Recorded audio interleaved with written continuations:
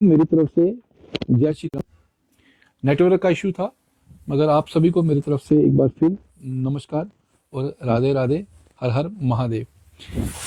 आज जिस मुद्दे पर बातचीत करने के लिए मैं फेसबुक पर आपके साथ लाइव जुड़ा हूं, वो सबसे पहले तो मैं आपको ये कहूँगा कि हिंदू धर्म का सबसे बड़ा पवित्र नदी में जो है इस बार कुंभ का मेला लगने जा रहा है। और ये कुंभ का मेला जो है 13 जनवरी से शुरू होगा और लगभग ये कुंभ का मेला 26 फरवरी तक चलेगा। 26 फरवरी को आपको ये मैं बता दूं कि 26 फरवरी को महाशिवरात्रि का महापर्व है और ये कुंभ का मेला लगातार चलता रहेगा और इसमें 6 शाही स्नान जो है वो इसमें रहेंगे।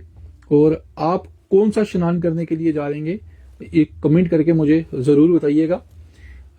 वहां पर हर तरह की व्यवस्था है, वहां पर रहने की, खाने की, पीने की, और वहां पर आपको हर सुविधा जो है वो वहां पर आपको मिलेगी। और कुंभ में इस समय महाकुंभ लग रहा है। कहते हैं कि एक अर्ध कुंभ लगाया जाता है, जैसे एक कुंभ 3 साल के बाद लगता है और एक 6 साल में कुंभ लगता है, जिसे अर्ध कुंभ का नाम दिया जाता है। और एक कुंभ लगाया जाता है जिसे 12 वर्षों के बाद लगता है। और अगर 12 को 12 के साथ मल्टीप्लाई करेंगे आप तो 144 आएगा।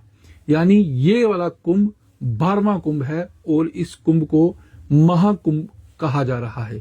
142 वर्ष पहले हम नहीं थे और आने वाले समय में जब 142 वर्ष होंगे तो हम होंगे नहीं। तो हमें ईश्वर ने ये मौका दिया है कि इस बार हम इस कुंभ में जाएं और कुंभ में जाकर स्नान करें, क्योंकि ये कुंभ नहीं बल्कि महाकुंभ है। इस कुंभ में जो एप्पल का मोबाइल हम यूज करते हैं उसके जो को फाउंडर हैं पुराने वाले, उनकी धर्मपत्नी भी इसमें शामिल हो रही है। ये कुंभ इतना बड़ा कुंभ है कि इसमें देश नहीं बल्कि विदेश से भी लोग स्नान करने के लिए आते हैं और अपने पाप ताप को धोने के लिए यहाँ उपस्थित रहते हैं।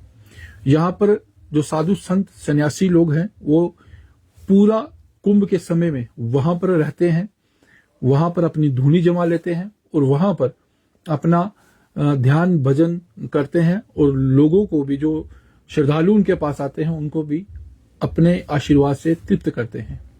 इसीलिए ये कुंभ का स्नान है और ये महास्नान है, शाही स्नान है। अगर आप को मौका मिले तो जरूर आप इस कुंभ के मेले में जाइएगा और स्नान कीजिएगा, क्योंकि ये कुंभ का मेला आपको बार बार नहीं मिलेगा। अगर हम 12 वर्ष की भी बात सोचें तो क्या हम 12 वर्षों के बाद होंगे, ये भी हमें अनुमान नहीं लगा सकते, हम सोच भी नहीं सकते। 6 वर्षों की बात भी हम करें तो नहीं रखते। हम ये सोचे कि हम अगले वर्ष जाके इस पवित्र नदी में, संगम में जाके डुबकी लगाएंगे, तो वो भी हम सोच भी नहीं सकते, क्योंकि इंसान के जीवन का कोई पता नहीं कि कब अंत हो जाए। तो इस बार परमात्मा ने आपको 144 वर्षों के बाद महाकुंभ में डुबकी लगाने का एक सुअवसर प्रदान किया है। तो आप जरूर इस महाकुंभ में जाइए और महाकुंभ में जाकर स्नान कीजिए और परमात्मा से, उस ईश्वर से जरूर प्रार्थना करिए कि आपके घर में, आपके शहर में, आपके जिले में, आपके राज्य में, आपके इस देश में तरक्की हो, खुशहाली हो और भगवान सबको जो है अपने चरणों में जो है वो लगाए रखे, ताकि हम लोग जो भूले भटके हुए हैं वो कहीं ना कहीं ईश्वर के रास्ते में चले। क्योंकि आज का दौर जो है वो बहुत भयंकर दौर है, बहुत ही अलग तरह से दौर जो है वो चल रहा है। आज के समय में लोग सिर्फ और सिर्फ अपना जीवन नहीं जी रहे बल्कि जीवन को व्यर्थ में जी रहे हैं। लोग मोह माया के चक्कर में, पैसों के चक्कर में पड़ के अपने जीवन को व्यर्थ जो है वो नष्ट कर रहे हैं और उनको भी समझ नहीं आता। आज के जो युवा हैं, आप देखिए कितने नशे के बीच में हैं, नशा करते हैं। इवन के आजकल तरह तरह का, एक तो पहले तो एक नशा चलता था, लेकिन आज किस्म किस्म का नशा चल रहा है। तो ऐसे ऐसे नाम है कि लेने में भी कई बार इंसान को शर्म आ जाती है। तो लेकिन वो लोग उस चीज का नशा भी करते हैं। तो कम से कम अपने बच्चों को हम एक धार्मिक स्थान पे लेके जाएं, उनको धर्म के बारे में ज्ञान दें, उनको धर्म के बारे में बताएं, उनको बताएं कि महाकुंभ क्या होता है, उनको बताएं कि कुंभ में स्नान करने से क्या मिलता है, उनको साधु संतों की संगत में लेके जाएं, साधु संतों का आशीर्वाद दिलाएं, कहीं धार्मिक जगह पे लेके जाएं, ताकि हमारे बच्चे इस बुरी आदत से बच पाएं, बुरी संगत से बच पाएं। आप ये सोचिए कि आज के समय में भी जिस तरह से कलयुग का प्रभाव चल रहा है, तो आने वाले वक्त में आपके बच्चे क्या आपकी सहायता करेंगे? क्या आपको अपने घर पे आश्रय देंगे? ये सोचने की बात है। हम ये सोच भी नहीं सकते कि हमारे बच्चे हमारे साथ क्या करेंगे। ये बहुत बड़ी एक सोचने की बात है कि आज के जमाने में सबसे बड़ी अहम अगर मैं आपको बात करूं तो ये जो मोबाइल पिटारा है ना, इसने बच्चों को बर्बाद कर दिया, इसने बच्चों को तबाह कर दिया। लेकिन इसका गलत इस्तेमाल जो है किया जाता है। और मैं आपको सबसे बड़ी बात बताऊं कि आजकल माँ बाप भी क्या करते हैं, बच्चों से छुटकारा पाने के लिए, छोटे छोटे बच्चे होते हैं, वो स्कूल से घर आते हैं तो घर में जब वो पहुंचते हैं तो जब वो चीखने चिल्लाने लगते हैं तो माँ बाप भी उनको ये पिटारा थमा देते हैं। वो बस इस पे पूरा दिन गेम देखते रहते हैं, और उसको गेम ही नहीं बल्कि गेम के साथ साथ पता नहीं क्या चीजें उनके माइंड में चलती होंगी और क्या क्या वो देखते होंगे, हम ये सोच भी नहीं सकते।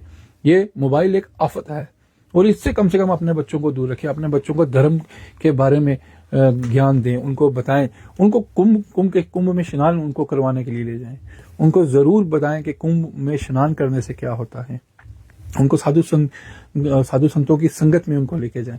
तो मेरा आपसे फिर एक आग्रह रहेगा कि 144 वर्षों के बाद ये महाकुंभ का पर्व लग रहा है, देश विदेश से लोग यहाँ पर आते हैं, स्नान करते हैं। तो हम इस देश में रहकर अपनी कुंभ की महानगरी में नहीं जा रहे कि यहाँ पर गंगा यमुना सरस्वती का संगम है और संगम के बीच में हम डुबकी नहीं लगा रहे। तो कहीं ना कहीं हमारे पाप कर्म जो है वो मुझे लगता है वो बढ़ गए होंगे, तो इसलिए वो भी पवित्र नदियां हमें वहां नहीं बुला रही।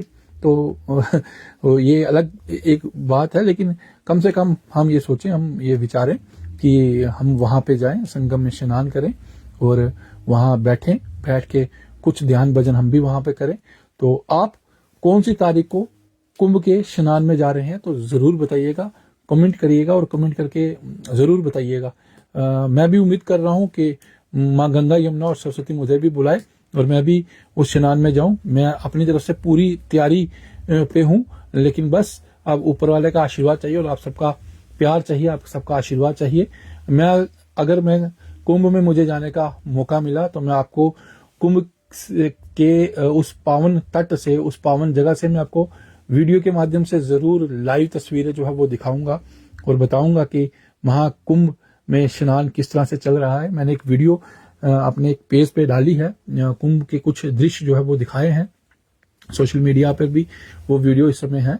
और कुंभ की कई तरह की वीडियो जो है वो आ रही है, लेकिन मैं भी कोशिश कर रहा हूं कि मैं भी अपने जो मेरा अपना परिवार है फेसबुक का, सोशल मीडिया का, उस पर मैं दिखाऊं कि कुंभ में किस तरह से स्नान, किस तरह से तैयारियां चल रही हैं।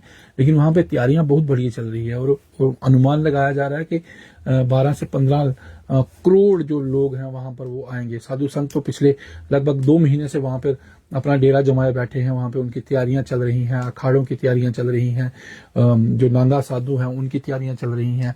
सब अपनी अपनी तैयारियों में लगे हुए हैं, क्योंकि 13 जनवरी को अब कुछ ही दिन के बाकी हैं। 9 जनवरी तो आज हो गई, आज से 3-4 दिन के बाद जो है कुंभ का शाही स्नान होगा और उसमें सभी धर्म के लोग जो है डुबकी लगाएंगे और वहां पर जो है साधु संत उसमें डुबकी लगाएंगे। साधु संतों के साथ साथ अखाड़ा के जो लोग हैं, अखाड़ा परिषद के जो लोग हैं वो डुबकी लगाएंगे, नांगा साधु जो है वो डुबकी लगाएंगे। उसके बाद आम लोगों को वहां पे डुबकी लगाने का मौका मिलेगा और आप भी वहां पे जरूर जाइए और जरूर उस पवित्र नदी के संगम में डुबकी लगाइए और अपने बच्चों को भी जरूर लेके जाइए और अपने बच्चों को कम से कम धर्म के बारे में जरूर बताइए। जरूर अपने बच्चों को रामायण का पाठ करवाइए, उन्हें गीता का पाठ करवाइए, उन्हें हनुमान चालीसा का पाठ करवाइए और उन्हें बताएं भी कि ये होते क्या है। आज तो महाभारत को लोग भूल गए, कुरुक्षेत्र की धरती को लोग भूल गए और मैं आपको ये बताऊं कि हम लोग रामायण भूल गए। पिछले कुछ दिन से लगातार हमारे जहां पे मैं रहता हूं वहां पे मोहल्ले में आसपास 3-4 दिन से रामायण का पाठ चल रहा था, तो मुझे बड़ा एक अनुभव हुआ, बहुत अच्छा लगा कि पहले एक जगह था, फिर दूसरी जगह, फिर तीसरी जगह पे हुआ और 3-4 घरों पे ये रामायण का पाठ की आवाज जो है लगातार सुनने को मिली, तो एक अच्छा लगा कि पहले रामायण पाठ हर घर पे हुआ करता था, लेकिन अब धीरे धीरे धीरे लोगों ने वो छोड़ ही दिया। तो हमें कम से कम रामायण का पाठ अपने घरों में करवाना चाहिए, अपने बच्चों को सिखाना चाहिए, अपने बच्चों को अपने धर्म के बारे में जरूर हम बताएं। अपने बच्चों को अच्छी लाइन में लाने का सबसे सही तरीका यह है कि अपने बच्चों को धर्म के बारे में बताएं, अपने बच्चों को ये बताएं कि भगवान क्या होते हैं। और मैं आपको एक चीज बता दूं कि जब रावण सीता माता को लेके जा रहा था, तो उसमें जटायु ने एक अहम रोल किया था। जटायु को यह पता था कि वह रावण को हरा नहीं सकता, रावण को वो नहीं हरा सकता, उसको ये चीज पता थी, उसको इस चीज का ज्ञान था। लेकिन फिर भी एक स्त्री का अपहरण हो रहा था। जटायु ने जब वो अंतिम सांस ले रहा था, तो उसने कहा कि एक स्त्री का हरण हो रहा था, मैं उस स्त्री के हरण को बचाने के लिए मैं गया, क्योंकि मैं अपने लड़ाई जो है वो लड़ रहा था। मैं ये नहीं देख सकता था कि किसी पे अत्याचार हो रहा हो।